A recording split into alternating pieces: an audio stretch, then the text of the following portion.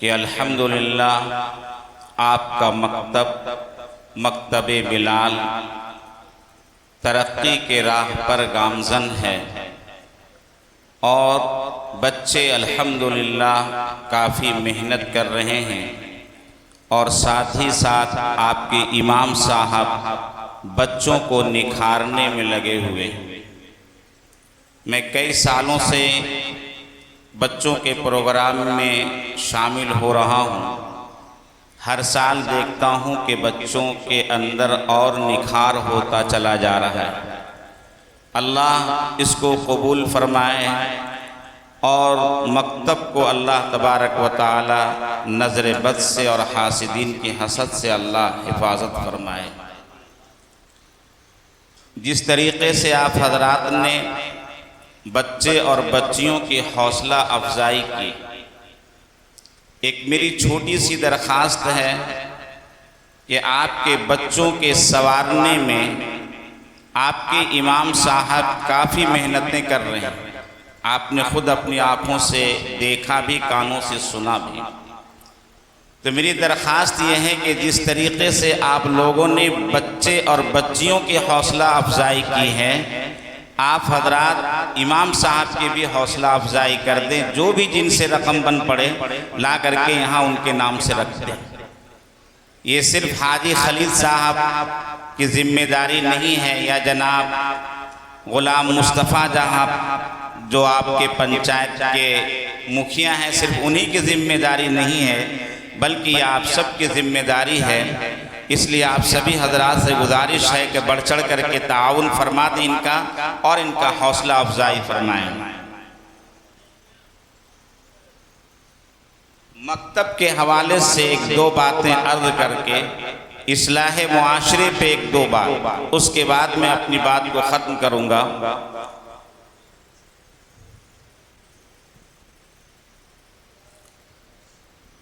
جو حضرات حرمین شریفین تشریف لے گئے ہوں،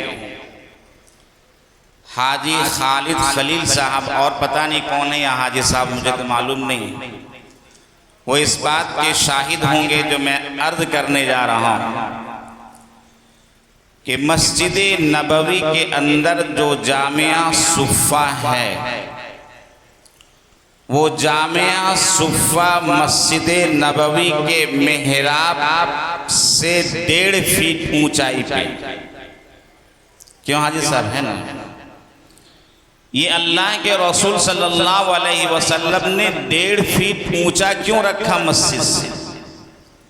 تعلیم کی اہمیت کو بتانے کے لیے۔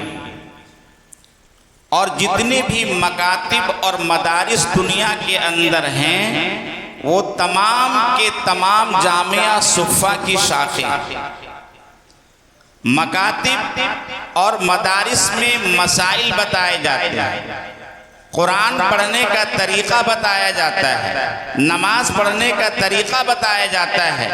اسی لیے اس کو اونچا رکھا گیا ہے کہ جب تک کہ یہ مسائل معلوم نہیں ہوں گے، ہماری نمازیں صحیح نہیں ہوں گی، ہمارے قرآن کی تلاوت صحیح نہیں ہوگی۔ اسی لیے چبوترا کو، یعنی جامعہ صفہ کا جو چبوترا ہے، اس کو 1.5 فیٹ اونچا رکھا گیا ہے۔ یہ اس کا مقام ہے، اس مکاتب اور مدارس کی جتنی بھی دنیا میں ہیں، ایک بہت بڑی نسبت ہے۔ جیسے مسجد کی نسبت اللہ کے گھر کی طرف سے ہے، مکاتب اور مدارس کی نسبت پیارے نبی جناب رسول کریم صلی اللہ علیہ وسلم کی طرف۔ دوسری بات کہ آج ہمارے بچوں کا مکتب میں آنا فرض عین ہے۔ اگر ہمارے بچے مکتب میں آئیں گے تو ان کا ایمان محفوظ رہے گا۔ جمعیت علماء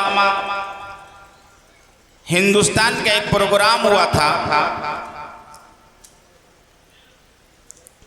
چند مہینے پہلے بمبئی میں،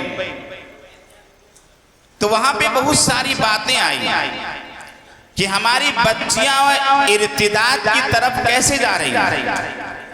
تو بہت سارے علماء نے تبصرہ کیا کہ وہ بچیاں ارتداد کی طرف جا رہی ہیں جو بچیوں کا تعلق مکتب سے نہیں، جو بچیاں مکتب میں نہیں پڑھی ہیں وہی بچیاں جو ہے ارتداد کی طرف جا رہی ہیں۔ میں آپ کو ایک مثال سے سمجھاتا ہوں۔ اگر کوئی بکری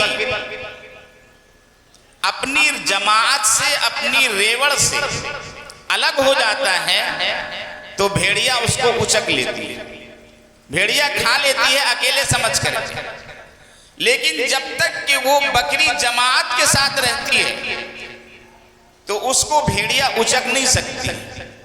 اسی طریقے سے اگر آپ کے بچے مکتب سے لگے ہوئے ہوں گے اور مکتب سے اس بچے کا تعلق ہوگا تو اس کا ایمان محفوظ رہے، اور یہی بچے ہمارے لیے صدقہ جاریہ بنیں گے کہ ان کے پڑھنے کی وجہ سے اللہ ہمارے گناہوں کو معاف فرمائیں گے۔ حضرت عیسیٰ علیہ السلام جو آپ صلی اللہ علیہ وسلم کے آنے سے پہلے نبی تھے، اور قیامت کے قریب میں علامات قیامت کی بڑی نشانیوں میں سے ایک نشانی یہ بھی ہے کہ حضرت عیسیٰ علیہ السلام آسمان سے اتریں گے، کانا دجال کو قتل کریں گے۔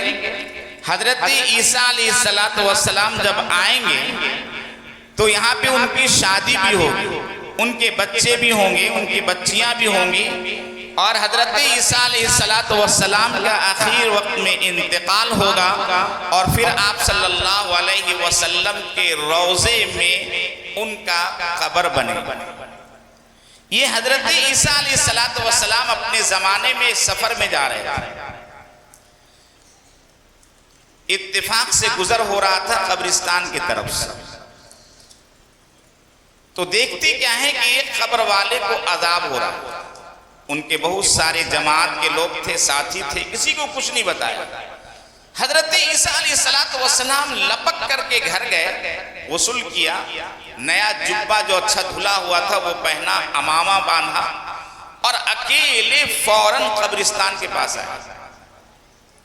اب جب قبرستان کے پاس آئے تو جاتے وقت تو آپ نے دیکھا تھا کہ اس قبر کے اندر آگ جل رہا ہے، قبر والے کو عذاب ہو رہا ہے، دونوں طرف کی دیواریں ملی ہوئی ہیں اور مردے کو بہت تکلیف دی جا رہی ہے، لیکن ابھی چند منٹ ہوئے کہ گئے اور نہا کر کے واپس آئے تو ماجرا کیا دیکھتے ہیں کہ وہ قبر بالکل کشادہ ہو گئی۔ قبر کے اندر جہاں پہلے آگ جل رہی تھی اب ٹھنڈی ٹھنڈی ہوائیں آ رہی ہیں، خوشبوئیں آ رہی ہیں۔ حضرت عیسیٰ علیہ السلام کو تعجب ہوا۔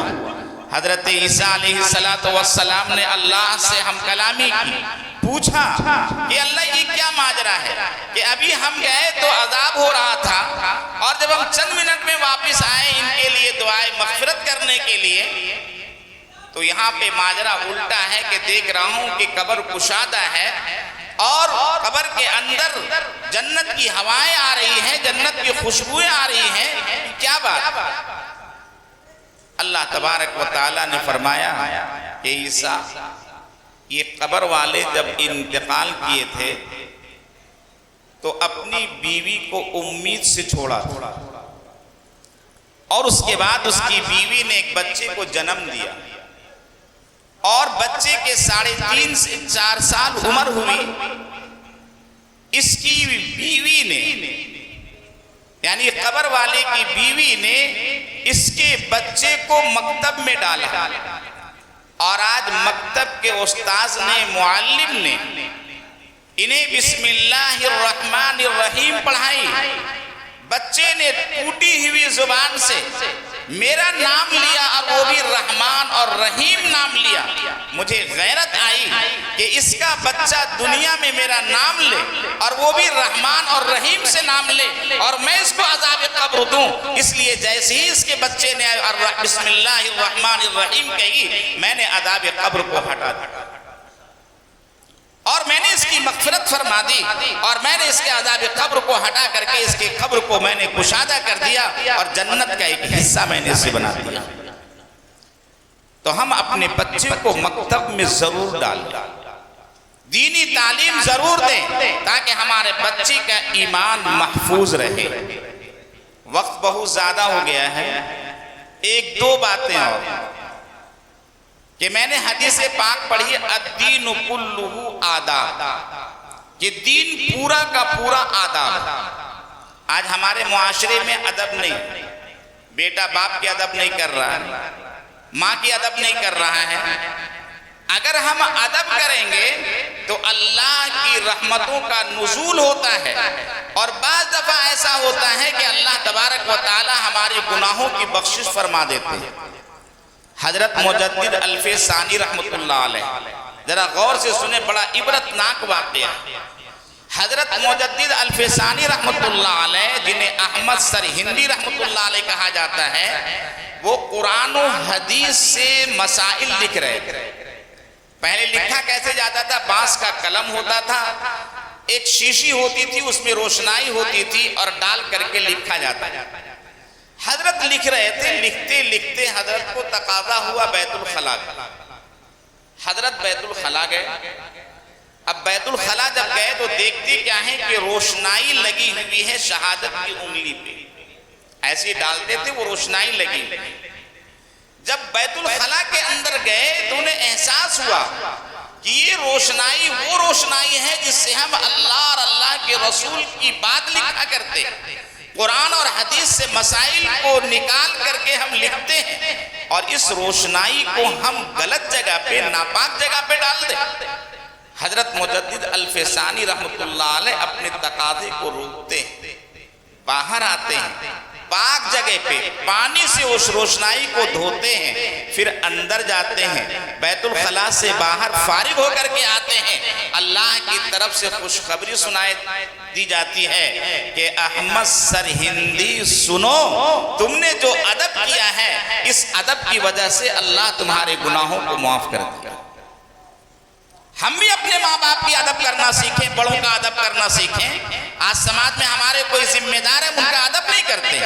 اگر اس نیت سے ہم ادب کر لیں گے تو اللہ کی ذات سے امید رکھیے کہ اللہ کی رحمتوں کا نزول ہوگا اور اللہ ہمارے گناہوں کو معاف کر دے گا۔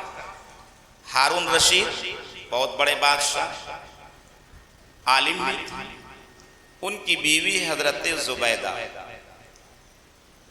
ایک نہر بنوائے انہوں نے نہر زبیدہ کے نام سے، حجاج کرام کے لیے۔ پانی کی بڑی قلت تھی اس زمانے میں۔ حضرت زبیدہ کا انتقال ہو گیا۔ ایک بزرگ کے خواب میں آئے، پوچھا کہ زبیدہ کیا ہوا؟ تو پھر بزرگ نے کہا کہ آپ نے تو اتنا بڑا کام کیا ہے حجاج کرام کے لیے کہ نہر زبیدہ آپ نے بنوائی ہے، اللہ تو آپ کے گناہ کو معاف کر دیے ہوں گے، مجھے تو یہی امید ہے اللہ کی ذات سے۔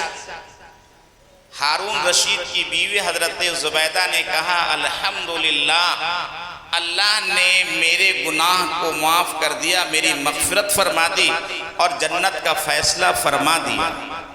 بزرگ نے خواب میں پوچھا کہ کس عمل سے؟ تو حضرت زبیدہ نے کہا کہ نہر زبیدہ کی وجہ سے نہیں، بلکہ اللہ نے ایک ایسے عمل سے ہماری مغفرت فرما دی اور جنت عطا کر دی کہ جس کی طرف میرا کبھی ذہن بھی نہیں گیا۔ کہا وہ کیا؟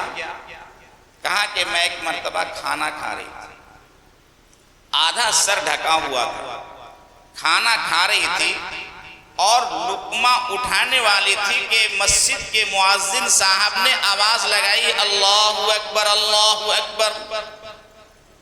حضرت زبیدہ کہتی ہیں کہ میں اس لقمے کو جو ہاتھ میں تھا بجائے منہ میں لے جانے کے میں نے پلیٹ میں رکھا، اور جب اللہ کی بڑائی کی آواز گونجنے لگی تو میرا آدھا سر کھلا ہوا تھا، میں نے اس سر کو ڈھک لیا کہ اللہ کا نام لیا جا رہا ہے اور میرا سر آدھا کھلا رہے۔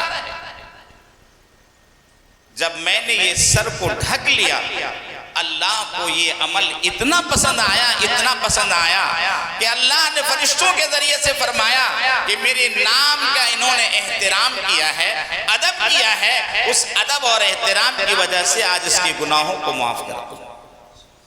تو ہم ادب کرنا سیکھیں۔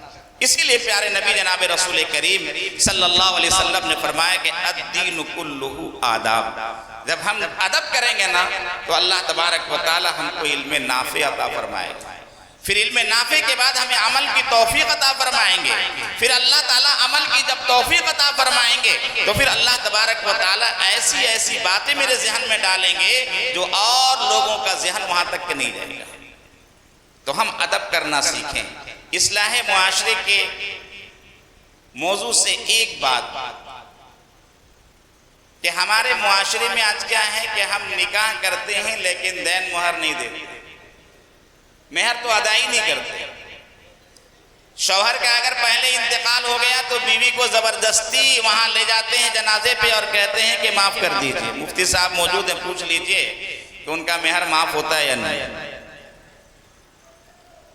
نکاح سب سے پہلے کس نے پڑھائی؟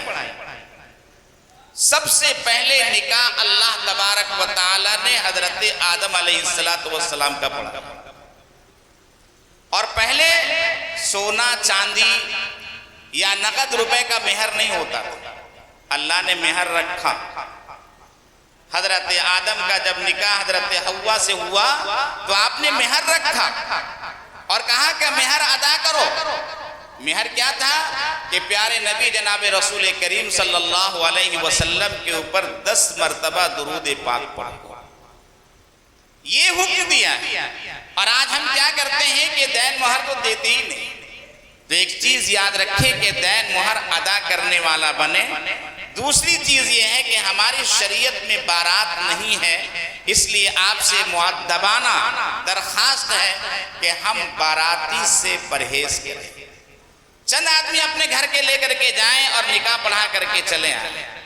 آج ہمارے معاشرے میں ایک برائی کہ وہ بارات واپس آئے، آج صبح اور شام کو کھانا کھلا رہے ہیں اور اس کھانے کو ولیمہ کہتے ہیں۔ وہ ولیمہ نہیں، وہ دعوت، وہ ایک کھانا کھلا رہے ہیں۔ ولیمہ اس کھانے کو کہتے ہیں جب میاں بیوی ایک رات گزار لے اور گزارنے کے بعد جب آپ صبح کو یا شام کو کھانا کھلائیں گے اس کو ولیمہ کہا جاتا ہے۔ تو یہ سنتیں ہم سے چھوٹ رہی ہیں، ترک ہو رہا ہے، اس کا ہم خاص خیال رکھیں۔ بہت ساری برائیاں ہیں ہمارے معاشرے میں، ہمارے سماج میں۔ ابھی مفتی صاحب نے بھی ایک بڑی اچھے انداز میں آپ کو سمجھایا کہ ہم پیشواؤں کی، رہنماؤں کی، علماء کی ہم قدر کریں، ان کی برائی بیان نہیں کریں۔ حضرت قطب الاقطاب حضرت مولانا عبد الرشید گنگوہی علیہ الرحمہ کے سامنے کسی نے کہا کہ حضرت کچھ لوگ ہیں جو علماء کی برائی بیان کرتے ہیں۔ حضرت مولانا عبد الرشید گنگوہی علیہ الرحمہ نے قسم کھا کر کے فرمایا کہ میں قسم کھا کر کے کہتا ہوں کہ جو لوگ علماء کی برائی بیان کرتے ہیں، مرنے کے بعد ان کی قبر کو کھول کر کے دیکھ لینا کہ ان کا چہرہ پچھم کی طرف نہیں بلکہ اللہ علماء کی برائی بیان کرنے کی وجہ سے اللہ اس کے چہرے کو پچھم سے پورب کی طرف کر دے۔ اس لیے علماء کی برائی سے ہم بچیں۔ حضرت مولانا الیاس صاحب بانی تبلیغی جماعت علیہ الرحمہ کے سامنے کسی نے عرض کیا کہ حضرت مقامی علماء ہمارے ائمہ ہمارے کام کا ساتھ نہیں دیتے ہیں۔ حضرت بہت ناراض ہوئے اور کہا کہ آج جو تم نے کہہ لیا وہ کہہ لیا، آئندہ مت کہنا، ورنہ اگر کوئی یہ جملہ استعمال کرتا ہے کہ مقامی علماء ہمارے کام کا ساتھ نہیں دیتے ہیں، یاد رکھنا ایسے لوگ اگر مر جائیں گے اور ان کی قبر کھول کر کے دیکھنا تو اس کے چہرے کو اللہ پچھم سے پورب کی طرف موڑ دے گا۔ آپ علماء کی قدر کیجیے۔ علماء یہ انبیاء کے وارث ہیں۔ آپ کا بیٹا کو اگر کوئی تکلیف دیتا ہے، آپ کو تکلیف ہوتی ہے، آپ اس سے انتقام لینے کو سوچتے ہیں۔ علماء یہ انبیاء کے وارث ہیں، اگر انبیاء کے وارثوں کو ستائیں گے تو اللہ آپ سے انتقام لے گا۔ اس لیے آپ علماء کی قدر کیجئے۔ اللہ تبارک و تعالی ہم سب کو ان باتوں کے اوپر عمل کرنے کی توفیق عطا فرمائے، اور تمام چچائے کے لوگ مبارکباد کے مستحق ہیں کہ الحمدللہ آپ کی مسجد بھی توسیع ہو گئی، اور الحمدللہ آپ کا جیسا ارادہ تھا اسی ارادے کے مطابق یہ توسیع ہوتی جا رہی ہے۔ اللہ تبارک و تعالی اس مسجد کو 3 دوگنی چوگنی ترقی عطا فرمائے، اور مکتب کو بھی اللہ تبارک و تعالی ترقی عطا فرمائے، اور جتنے بھی لوگ تعاون کر رہے ہیں اللہ ان کے تعاون کرنے کو قبول فرمائے۔ درود شریف پڑھ لیجیے اور دعا کیجیے۔